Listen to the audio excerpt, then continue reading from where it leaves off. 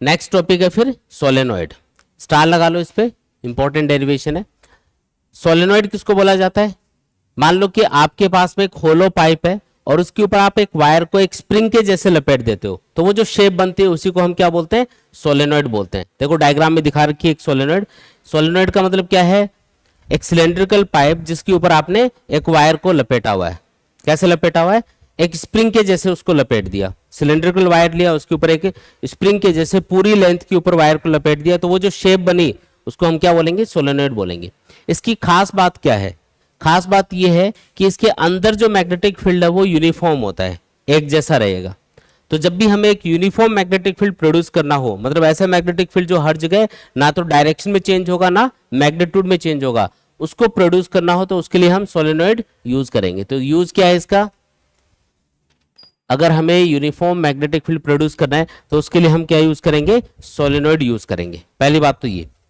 अब ये जो सोलेनोइड है, जैसे इसमें करंट पास किया जाएगा, जैसे ये सोलेनोइड है इसमें मैं करंट दिखा देता हूं। करंट ऐसे जा रहा होगा इसके अंदर, जैसे ये करंट है तो ये करंट ऐसे जाएगा और ऐसे होता हुआ हर एक टर्न में से ये फ्लो होता हुआ ऐसे बाहर निकलेगा इधर से।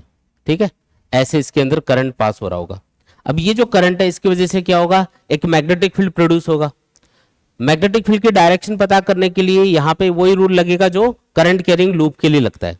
जिस डायरेक्शन में सोलेनोइड में या फिर कॉइल में करंट होगा उस डायरेक्शन में आपको राइट हैंड फिंगर्स को घुमाना है, और थंब आपको क्या बताएगा? मैग्नेटिक फील्ड की डायरेक्शन बताएगा। राइट हैंड थंब रूल लगाएंगे तो यहाँ पे करंट की डायरेक्शन क्या दिखाई देगी? अगर कोई भी ऑब्जर्वर इधर से देख रहा है तो बताओ, करंट की डायरेक्शन देख के बताओ। ये जो सोलेनोइड है इसके सामने वाला जो पोर्शन है उसमें करंट आ रहा है नीचे की तरफ, तो पीछे वाले पोर्शन में ऐसे करंट ऊपर जा रहा होगा, ऐसे करंट फ्लो हो रहा है। ये कौन सी डायरेक्शन है? इसको हम बोलेंगे एंटी क्लॉकवाइज डायरेक्शन। तो एंटी क्लॉकवाइज डायरेक्शन में इस सोलेनोइड के अंदर करंट फ्लो हो रहा होगा, तो आपको राइट हैंड फिंगर्स को एंटी क्लॉकवाइज डायरेक्शन में घुमाना है। थंब जिस डायरेक्शन में पॉइंट कर रहा है वही मैग्नेटिक फील्ड की डायरेक्शन कंसिडर करनी है। तो मैग्नेटिक फील्ड होगा इधर, ये मैग्नेटिक फील्ड की डायरेक्शन है जो इसकी एक्सिस के अलोंग प्रोड्यूस होगा। ठीक है, ये जो मैग्नेटिक फील्ड है ये अंदर तो क्या होगा? यूनिफॉर्म, लेकिन किनारों पे एकदम से कम हो जाएगा क्योंकि सोलेनोइड से बाहर मैग्नेटिक फील्ड ऑलमोस्ट जीरो हो जाता है, इसके अंदर यूनिफॉर्म मैग्नेटिक फील्ड होता है। तो यहाँ पे हम ये फाइंड करेंगे कि इसके अंदर कितना मैग्नेटिक फील्ड होगा। ये डेरिवेशन अपने सिलेबस में है, ये कैलकुलेशन आपको करके देखनी है। सोलेनोइड के बाहर मैग्नेटिक फील्ड हमेशा ऑलमोस्ट जीरो होता है। उसका रीजन मैं आपको बताता हूँ। जैसे यहाँ पे एक सोलेनोइड दिखा रखी है हमने। अब मान लो कि सोलेनोइड को हम बीच में से काट देते हैं ऐसे, और सामने वाला जो आधा हिस्सा है उसको हटा दो, तो आपको कुछ ऐसा दिखेगा। सोलेनोइड को बीच में से काटा और इसका जो सामने वाला आधा हिस्सा है वो हमने अलग कर दिया, तो ये सारे के सारे वायर कट गए यहाँ पे, है ना। ये जितने भी वायर्स है ये सब कट गए बीच में से काटने पे। अब ऊपर ये जितने भी कटे हुए वायर्स आपको दिखेंगे, इनमें करंट कौन सी डायरेक्शन में दिखेगा आपको आता हुआ? बताओ। यहाँ पे ये जो सोलेनोइड है उसमें करंट क्या था? एंटी क्लॉकवाइज डायरेक्शन में। तो ये जितने भी वायर ऊपर कटे हुए दिखाई देंगे इनमें करंट किधर होगा? आउटवर्ड। आउटवर्ड, हर एक टर्न में करंट किधर है? Outward direction. ये बात समझ में आई क्या? तो जैसे सोलेनोइड को बीच में से काटा, जितने भी कटे हुए वायर दिखेंगे ऊपर, इन सब में करंट आपको बाहर निकलता हुआ दिखाई देगा। तो ये मैं आउटवर्ड डायरेक्शन में करंट को दिखा रहा हूं। यहाँ पे डॉट का मतलब क्या होता है? कोई भी चीज जो प्लेन के परपेंडिकुलर आउटवर्ड होती है। तो यहाँ पे ये हर एक जो डॉट का सिंबल है ये आउटवर्ड डायरेक्शन में करंट को रिप्रेजेंट कर रहा है, जो इन वायर्स के अंदर से बाहर निकल रहा होगा। और ये नीचे जितने भी वायर कटे हुए दिखाई देंगे इनमें करंट घूम के इनवर्ट जा रहा होगा। तो यहाँ पे क्या बनाएंगे? क्रॉस का सिंबल। क्रॉस का सिंबल ये शो करता है कि जो करंट है वो यहाँ पे प्लेन के परपेंडिकुलर इनवर्ट डायरेक्शन में जा रहा है। कोई जरूरी नहीं है यहाँ पे डॉट या क्रॉस का सिंबल सिर्फ मैग्नेटिक फील्ड के लिए यूज किया जाए। कोई भी ऐसी चीज जो प्लेन के परपेंडिकुलर आउटवर्ड है उसके लिए डॉट का सिंबल होगा, कोई भी चीज जो प्लेन के परपेंडिकुलर इनवर्ड है उसके लिए क्रॉस का सिंबल होगा। ठीक है, अब देखो एक चीज सोच के बताओ कि ये जो वायर है, सिर्फ इस पे फोकस करो, ये जो वायर है इसमें करंट किधर है? आउटवर्ड। तो इसका जो मैग्नेटिक फील्ड है वो कौन सी डायरेक्शन में आएगा? ये जो वायर है इस पे फोकस करो, जिसमें करंट किधर आ रहा है? बाहर की तरफ आ रहा है। तो इसका मैग्नेटिक फील्ड कौन सी डायरेक्शन में आएगा? सोच के बताओ। कैसे चेक करोगे? राइट हैंड थंब रूल लगाओ। जिस डायरेक्शन में वायर में करंट होता है उस डायरेक्शन में हम राइट हैंड थंब को रखते हैं। तो फिंगर जिस डायरेक्शन में वायर के चारों तरफ घूमती है वही क्या होती है? मैग्नेटिक फील्ड की डायरेक्शन होती है। तो फिंगर्स कैसे घूम रही है? एंटी क्लॉकवाइज डायरेक्शन में, यानी कि यहाँ पे इस वायर का जो मैग्नेटिक फील्ड है वो होगा एंटी क्लॉकवाइज डायरेक्शन में। अगले वायर का भी ऐसा ही होगा, क्योंकि इसमें भी करंट क्या है, आउटवर्ड है। इसका भी कैसा होगा, एंटी क्लॉकवाइज, इसका भी एंटी क्लॉकवाइज। यानी जितने भी ये कटे हुए वायर दिख रहे हैं सब में मैग्नेटिक फील्ड आउट, ये करंट आउटवर्ड है, इसलिए मैग्नेटिक फील्ड आएगा एंटी क्लॉकवाइज डायरेक्शन में। ठीक है, नीचे जितने भी कटे हुए वायर्स दिख रहे हैं इनमें बताओ, इनमें करंट इनवर्ट जा रहा है, तो थंब को किधर करना है, इनवर्ट पॉइंट करना है। फिंगर्स कैसे घूम रही है, क्लॉकवाइज डायरेक्शन में। इसका मतलब ये जितने भी कटे हुए वायर्स हैं इनका मैग्नेटिक फील्ड आपको क्लॉकवाइज डायरेक्शन में दिखाई देगा। कौन सी डायरेक्शन में दिखेगा बोलो, क्लॉकवाइज डायरेक्शन में दिखेगा। ये आ गया समझ में। अब एक चीज नोटिस करो, कोई भी दो वायर्स हैं पास पास वाले, उनके बीच में जो मैग्नेटिक फील्ड है वो सेम डायरेक्शन में है या अपोजिट डायरेक्शन में है। इन दोनों वायर्स का जो बीच में मैग्नेटिक फील्ड है वो सेम डायरेक्शन में है या अपोजिट डायरेक्शन में, अपोजिट है। इसका ऊपर की तरफ है, इसका नीचे की तरफ है, तो क्या होगा, आपस में कैंसिल होगा। यहाँ पे भी इन दोनों वायर्स का मैग्नेटिक फील्ड अपोजिट है तो कैंसिल, यहाँ पे भी कैंसिल, यहाँ पे भी कैंसिल, ऐसे यहाँ पे कैंसिल, यहाँ पे कैंसिल, यहाँ पे हर जगह कैंसिल होता जाएगा। समझ में आई ये बात। इसका मतलब बाहर जो मैग्नेटिक फील्ड है सोलेनोइड के वो ऑलमोस्ट कैंसिल होकर जीरो हो जाता है। तो याद रखेंगे कि कोई भी सोलेनोइड हो उसके बाहर मैग्नेटिक फील्ड ऑलमोस्ट कितना मिलेगा, जीरो। परफेक्टली जीरो नहीं होता लेकिन ऑलमोस्ट इतना कम हो जाता है कि उसको ऑलमोस्ट जीरो माना जा सकता है। जैसे अंदर मैग्नेटिक फील्ड है सोलेनोइड के अंदर 10 टेस्ला, तो बाहर मिलेगा 0.001 टेस्ला। अब ये इसके कंपैरिजन में क्या है, ना के बराबर ही है, ऑलमोस्ट जीरो है ना, इसलिए हम सोलेनोइड के बाहर जो मैग्नेटिक फील्ड है उसको हमेशा जीरो कंसिडर करेंगे। ये बात समझ में आ गई क्या अच्छे से, ठीक है। अब हम करेंगे कैलकुलेशन जिसमें हम सोलेनोइड के अंदर मैग्नेटिक फील्ड फाइंड करके देख रहे हैं अब, ठीक है। अब वो कैलकुलेशन ध्यान से समझना। ये वाला जो डायग्राम है ये एज इट इज मैं वहां पे यूज कर रहा हूं कैलकुलेशन के लिए। इस डायग्राम को मैं वापस से ड्रॉ कर रहा हूं। देखो ये मान लो कि अपने पास में कोई सोलेनोइड है इस तरीके से, इसमें जो करंट है वो जैसे अभी दिखाया था उसी तरीके से है। जैसे यहाँ पे करंट की डायरेक्शन क्या थी, ऐसे थी, एंटी क्लॉकवाइज, तो उसी डायरेक्शन में मैं उस सोलेनोइड में करंट कंसीडर कर रहा हूं। और जब आप इसको बीच में से काटोगे तो ऊपर जितने भी कटे हुए वायर्स दिखेंगे सब में करंट किधर दिखेगा, आउटवर्ड दिखेगा, और नीचे जितने भी कटे हुए वायर्स दिखेंगे उनमें करंट इनवर्ट जाता हुआ दिखेगा। तो उसको मैं ड्रॉ कर रहा हूँ। ऊपर जितने भी वायर्स हैं उनमें करंट किधर दिखाया जाएगा, आउटवर्ड डायरेक्शन में। तो डॉट का सिंबल किसके लिए है, आउटवर्ड डायरेक्शन को बताने के लिए, ठीक है।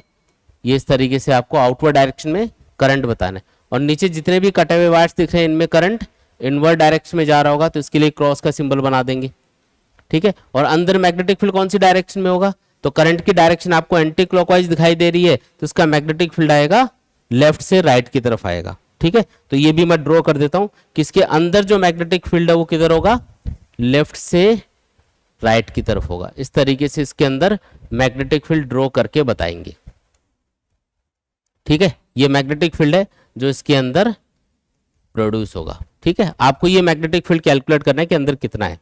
तो यहाँ पे जो सोलेनोइड हमने कंसीडर करी है इसके लिए कुछ चीजें बता देते हैं। जैसे ये जो सोलेनोइड है इसकी टोटल लेंथ हम मान लेते हैं L, और इसमें total number of turns assume कर लेते हैं N। इसकी टोटल लेंथ कितनी है, L के बराबर है, और इसमें नंबर ऑफ टर्न्स कितने हैं, N के बराबर। तो अगर मैं आपको पूछूं कि बताओ इस सोलेनोइड के अंदर 1 सेंटीमीटर लेंथ में या यूनिट लेंथ के अंदर नंबर ऑफ टर्न्स कितने हैं। जैसे मान लो कि ये 10 सेंटीमीटर लेंथ की सोलेनोइड है और इसमें 500 टर्न्स है टोटल, तो 1 सेंटीमीटर लेंथ में नंबर ऑफ टर्न्स कितने होंगे, 500/10 यानी कि 50। बात समझ में आई क्या। तो उसको हम एक नाम दे रहे हैं यहाँ पे, इसको स्मॉल n से डिनोट कर रहे हैं, जिसका फॉर्मूला बन जाएगा total number of turns divided by total length of the solenoid, और इसको हम बोलेंगे number of turns per unit length. क्या बोलेंगे इसको, number of turns per unit length, जिसका मतलब है इस सोलेनोइड की 1 सेंटीमीटर लेंथ के अंदर नंबर ऑफ टर्न्स। ये चीज समझ में आ गई आपको, ठीक है।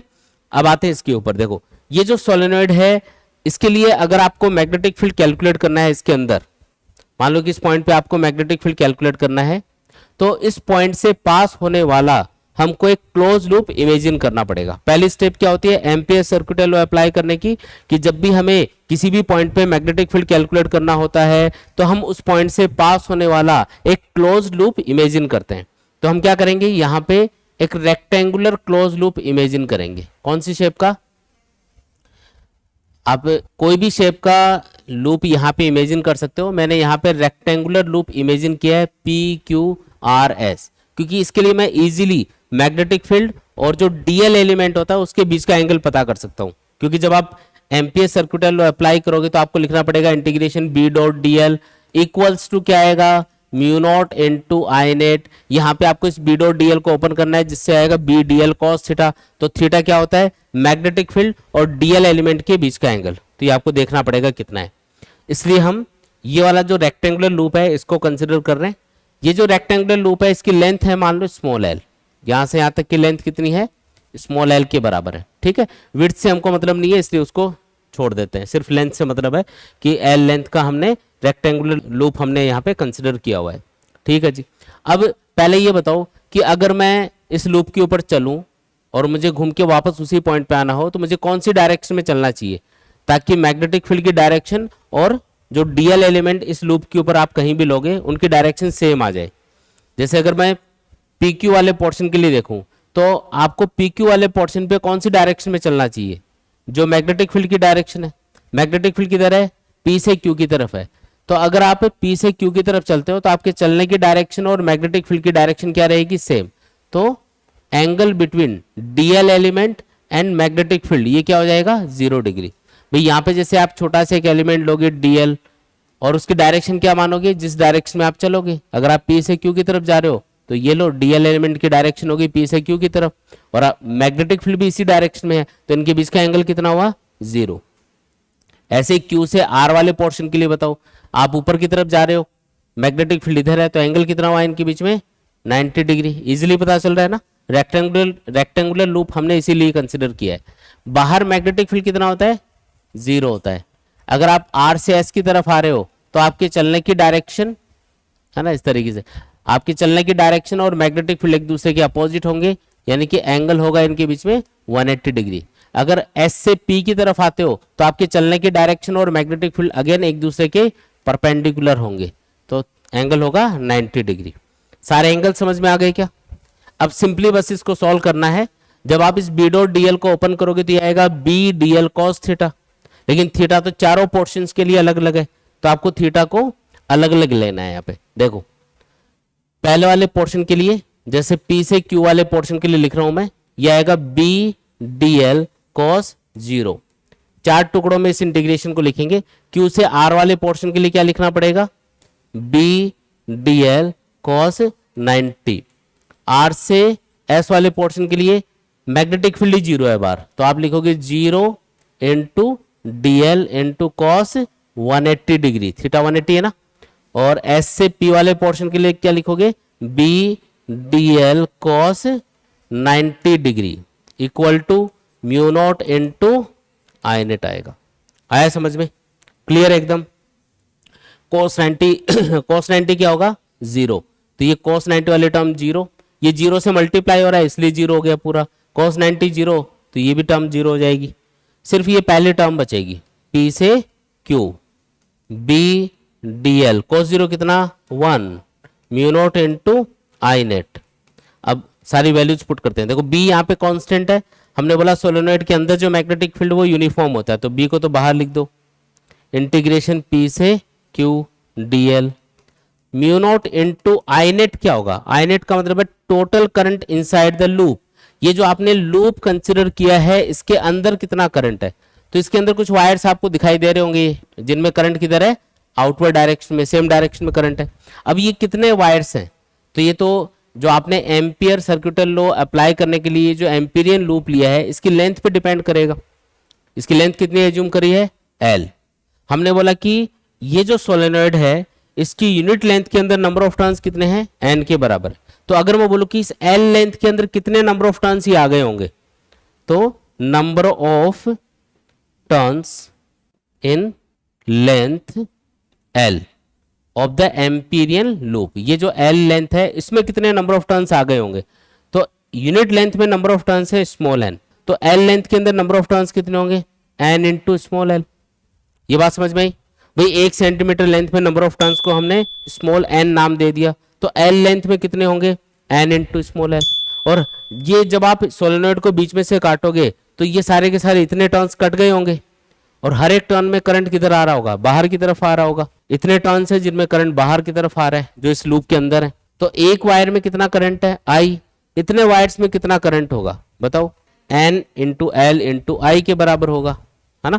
तो यहाँ पे क्या लिखना पड़ेगा, N into L into I. ये है total current inside the Amperian loop.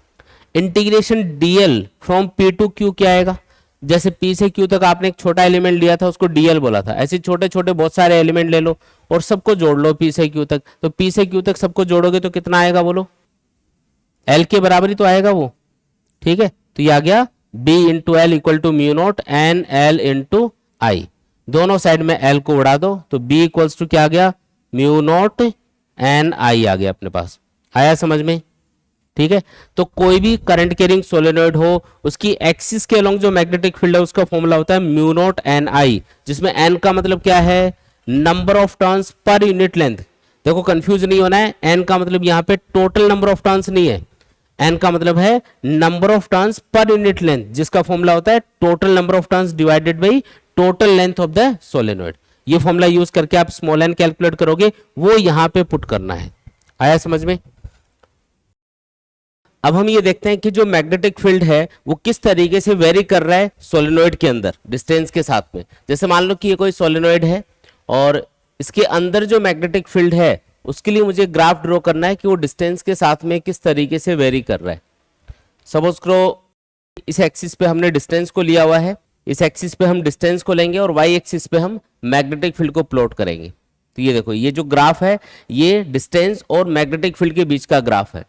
यहाँ पे जो सोलेनॉइड है उसकी टोटल लेंथ मान लेते हैं एल, तो ये इसका सेंटर पॉइंट है, तो हाफ लेंथ इधर है सोलेनॉइड की, हाफ इधर है, मतलब ये वाला जो पॉइंट होगा ये होगा L/2 और ये वाला जो पॉइंट होगा इधर ये भी L/2 डिस्टेंस पे होगा सेंटर से, इसको -L/2 बोलेंगे, ये सेंटर ऑफ द सोलेनॉइड है। तो हमने ये देखा कि सोलेनॉइड के अंदर जो मैग्नेटिक फील्ड है वो यूनिफॉर्म होता है, उसका फॉर्मूला होता है B = म्यू नॉट एन आई, है ना। एन यहाँ पे क्या है, number of turns per unit length, जो कि एक कांस्टेंट वैल्यू होती है किसी भी सोलेनॉइड के लिए। आई मतलब करंट, करंट अगर कांस्टेंट है तो मैग्नेटिक फील्ड भी यहाँ पे कांस्टेंट रहेगा, क्योंकि म्यू नॉट तो अपने आप में कांस्टेंट होता है। क्या बोलते हैं म्यू नॉट को, magnetic permeability of free space. तो ये सारी चीजें कांस्टेंट है, इसलिए हम मैग्नेटिक फील्ड को सोलेनॉइड के अंदर क्या मानेंगे, कांस्टेंट मानेंगे, यूनिफॉर्म मानेंगे, ठीक है जी। लेकिन एजेस के ऊपर मैग्नेटिक फील्ड कितना होगा, तो इसके लिए भी एक अलग फॉर्मूला होता है। जैसे हमने जो डेरिवेशन किया था उसमें हमने इनफाइनाइटली लॉन्ग सोलेनॉइड के लिए डेरिवेशन किया था, मतलब लॉन्ग सोलेनॉइड के लिए वो डेरिवेशन किया जा रहा था। लॉन्ग सोलेनॉइड मतलब ये जो सोलेनॉइड है इसकी जो रेडियस है उसकी कंपैरिजन में सोलेनॉइड की लेंथ अगर काफी ज्यादा है तो इसको हम बोलेंगे इनफाइनाइटली लार्ज सोलेनॉइड, मतलब लॉन्ग सोलेनॉइड है, ऐसा मान के हम कैलकुलेशन कर रहे थे। अभी मैं किसी फाइनाइट लेंथ की सोलेनॉइड के लिए आपको फॉर्मूला बता रहा हूँ। देखो यहाँ पे एक सोलेनॉइड है, ये इसके अंदर मैंने कोई पॉइंट P कंसिडर कर लिया और यहाँ पे मुझे मैग्नेटिक फील्ड फाइंड करना है ना। इसके ऊपर वायर को लपेटा हुआ है सोलेनॉइड के ऊपर, और इस P पॉइंट पे कितना मैग्नेटिक फील्ड होगा उसके लिए एक फॉर्मूला होता है mu naught N I divided by 2 into sine φ1 plus sine φ2, ये इसका फॉर्मूला होता है। अब यहाँ पे ये φ1 φ2 क्या है, तो जो P पॉइंट है उसको इस सोलेनॉइड के दोनों किनारों से मिला दो, इस तरीके से मिला दो, और उसके बाद में इस P पॉइंट पे एक्सिस के परपेंडिकुलर एक लाइन ड्रॉ करो। क्या करना है, P पॉइंट पे एक्सिस के परपेंडिकुलर ऐसे एक लाइन ड्रॉ करनी है।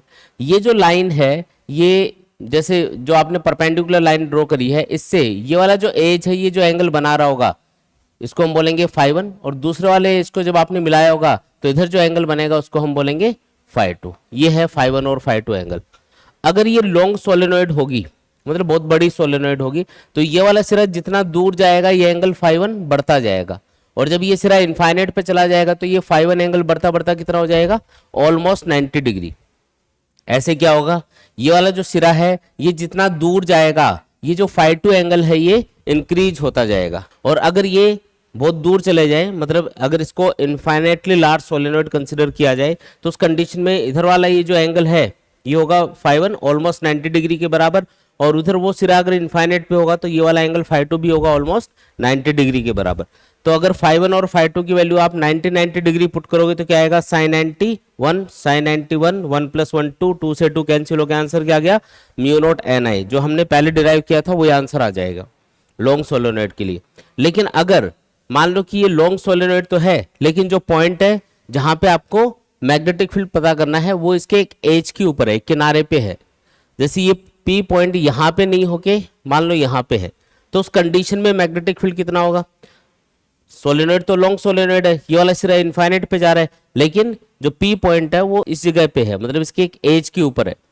उस केस में क्या होगा कि ये जो φ1 एंगल है ये जीरो हो जाएगा क्योंकि इधर आगे तो सोलेनोइड है ही नहीं। तो इधर अगर आगे सोलेनोइड नहीं है तो फिर φ1 की वैल्यू क्या होगी जीरो। और ये इधर वाला जो सिरा है ये तो इनफाइनाइट पे जा रहा है तो φ2 क्या होगा 90 डिग्री के आसपास, मतलब इधर φ2 तो होगा ऑलमोस्ट 90 डिग्री और φ1 क्या होगा जीरो। कब, जब ये पी पॉइंट एज के ऊपर है।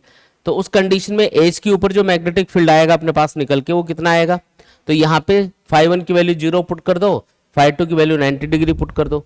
तो साइन 0 0 साइन 91 आंसर आएगा 0 + 1 यानी कि 1, आंसर आया μ0 Ni डिवाइडेड बाई 2। मतलब अंदर जितना भी मैग्नेटिक फील्ड है सोलेनोइड के उसका हाफ मैग्नेटिक फील्ड एज के ऊपर आएगा। तो अगर आपके पास कोई लॉन्ग सोलेनोइड है तो उसके अंदर जितना भी मैग्नेटिक फील्ड है, अगर आपको पूछा जाए कि उसके एजेस के ऊपर कितना मैग्नेटिक फील्ड होगा तो कितना बताओगे, जस्ट हाफ। अंदर जितना भी है, अगर अंदर 10 टेस्ला है तो किनारों पे कितना होगा 5 टेस्ला। ठीक है, इस तरीके से। तो अब मैं उसको ग्राफ में ड्रॉ कर रहा हूं। अंदर तो मैग्नेटिक फील्ड क्या होगा यूनिफॉर्म, फिर जैसे ही आप किनारों पे पहुंचोगे तो किनारों पे जो मैग्नेटिक फील्ड है वो जस्ट हाफ हो जाएगा। जैसे अभी जितना है, जैसे ये है μ0 Ni के बराबर इस पॉइंट पे, तो इसका हाफ हो जाएगा, मतलब μ0 Ni/2। कब, किनारों के ऊपर। तो ये ग्राफ कुछ इस टाइप से ड्रॉ करना है और किनारों से दूर जाओगे तो तेजी से डिक्रीज होकर ऑलमोस्ट जीरो हो जाएगा। इस तरीके से ग्राफ बनेगा, ये ग्राफ बनेगा। ठीक, अंदर तो यूनिफॉर्म मैग्नेटिक फील्ड है, किनारों पे कितना है, तो किनारों पे जस्ट हाफ हो गया देखो, और फिर किनारों से दूर जाओगे तो तेजी से डिक्रीज होकर ऑलमोस्ट जीरो हो जाएगा। तो ये वाला ग्राफ बनाना है। ग्राफ भी समझ में आ गया क्या, आगे बढ़ते हैं। देखो इसके बाद में एक क्वेश्चन दे रखा है। क्वेश्चन है, a solenoid of length 1 metre has a radius of 1 centimetre and has a total 1000 turns wound on it. It carries a current of 5 ampere. Calculate the magnitude of axial magnetic field inside the solenoid. इसकी axis के ऊपर कितना magnetic field produce होगा वो calculate करना है।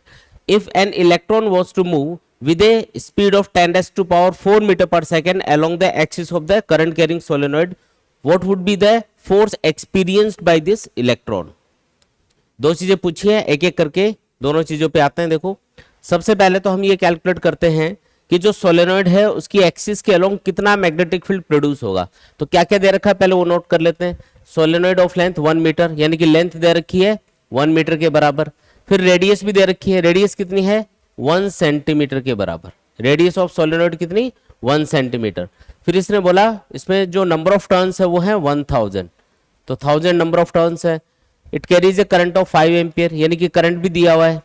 ठीक है, और इसकी एक्सिस के अलोंग आपको मैग्नेटिक फील्ड पूछा जा रहा है। एक चीज बताओ कि यहाँ पे जो रेडियस है क्या ये इस सोलेनोइड की लेंथ की कंपेरिजन में काफी कम है या ज्यादा है। रेडियस है 1 सेंटीमीटर, लेंथ है 1 मीटर। भाई 1 मीटर में 100 सेंटीमीटर होते हैं, तो इसका मतलब रेडियस काफी कम है और लेंथ काफी ज्यादा है। तो इसको आप क्या मान सकते हो, एक लॉन्ग सोलेनोइड कंसिडर कर सकते हो। अगर इसको लॉन्ग सोलेनोइड कंसिडर किया जाएगा तो उस कंडीशन में सोलेनोइड के अंदर जो मैग्नेटिक फील्ड है उसका फॉर्मूला होता है μ0 Ni। एन मतलब क्या होता है, number of turns per unit length, जिसका फॉर्मूला होता है total number of turns divided by length of the solenoid. ये वाला फॉर्मूला लगेगा। अब इसमें जो जो वैल्यूज हैं वो पुट कर देते हैं, सॉल्व कर लेते हैं। μ0 की वैल्यू है 4 पाई इंटू 10⁻⁻⁷। एन मतलब नंबर ऑफ टर्न जो 1000 दे रखे हैं। करंट कितना है 5 ampere divided by length of the solenoid 1 metre. ठीक है, रेडियस सिर्फ इसलिए दे रखी है इस क्वेश्चन में ताकि आप कंपेयर करके ये पता लगा पाओ कि जो सोलेनोइड है वो लॉन्ग सोलेनोइड कंसिडर करनी है या फिर शॉर्ट सोलेनोइड कंसिडर करनी है। तो यहाँ पे ये लॉन्ग सोलेनोइड कंसिडर होगी। सॉल्व कर लेंगे इसको, तो ये आएगा 2 पाई इंटू 10⁻³ टेस्ला। ये आ गया अपने पास में मैग्नेटिक फील्ड। जब आप इसको सॉल्व करोगे ना तो ये अपना आंसर आएगा। दूसरी चीज इसमें पूछी जा रही है कि जो सोलेनॉइड है उसकी एक्सिस के अलोंग अगर एक इलेक्ट्रॉन मूव कर रहा है तो बताओ वो कितना फोर्स एक्सपीरियंस करेगा। ये सोलेनॉइड की एक्सिस हो गई। आपको एक चीज तो पता ही है कि जब हम किसी भी सोलेनॉइड में करंट फ्लो करते हैं तो वो जो मैग्नेटिक फील्ड प्रोड्यूस करती है वो एक्सिस के अलोंग ही होता है। इस तरीके से एक्सिस के अलोंग एक मैग्नेटिक फील्ड इसके अंदर प्रोड्यूस होगा। ठीक है, ये मैग्नेटिक फील्ड इसके अंदर प्रोड्यूस हो रहा है सोलेनॉइड के अंदर। अब जो इलेक्ट्रॉन है वो कैसे मूव कर रहा है, उसकी एक्सिस के अलोंग जा रहा है। ये इलेक्ट्रॉन है, सपोज करो एक्सिस के अलोंग इधर जा सकता है या फिर इधर जा सकता है। अगर ये मैग्नेटिक फील्ड की डायरेक्शन में जा रहा है, इसकी वेलोसिटी और मैग्नेटिक फील्ड अगर सेम डायरेक्शन में है तो इनके बीच का एंगल होगा 0 डिग्री। और अगर इलेक्ट्रॉन उल्टा जा रहा है, जिस डायरेक्शन में मैग्नेटिक फील्ड है एक्सिस के अलोंग इसके अपोजिट डायरेक्शन में जा रहा है, तो थीटा कितना होगा 180 डिग्री होगा। तो दो पॉसिबिलिटी है कि इलेक्ट्रॉन या तो मैग्नेटिक फील्ड की डायरेक्शन में जा रहा होगा एक्सिस के अलोंग या उसके अपोजिट डायरेक्शन में जा रहा होगा। अब आपको पूछा है कि ये इलेक्ट्रॉन कितना फोर्स एक्सपीरियंस करेगा, तो फोर्स का फॉर्मूला होता है QVB साइन थीटा। जब भी कोई चार्ज पार्टिकल मैग्नेटिक फील्ड के अंदर मूव करता है तो उसके ऊपर जो मैग्नेटिक फोर्स लगता है उसका फॉर्मूला क्या है QVB साइन थीटा। अब थीटा 0 डिग्री या 180 डिग्री कुछ भी पुट करो, आंसर 0 ही आएगा। साइन फंक्शन की वैल्यू 0 डिग्री पे भी 0 होती है और 180 डिग्री पे भी 0 होती है, यानी कि फोर्स लगेगा 0। 0 फोर्स एक्सपीरियंस करेगा इलेक्ट्रॉन। इलेक्ट्रॉन पे कोई भी फोर्स नहीं लगेगा, मतलब जैसे जा रहा है वैसे उसी स्पीड से सीधा चला जाएगा। ठीक है, आया समझ में।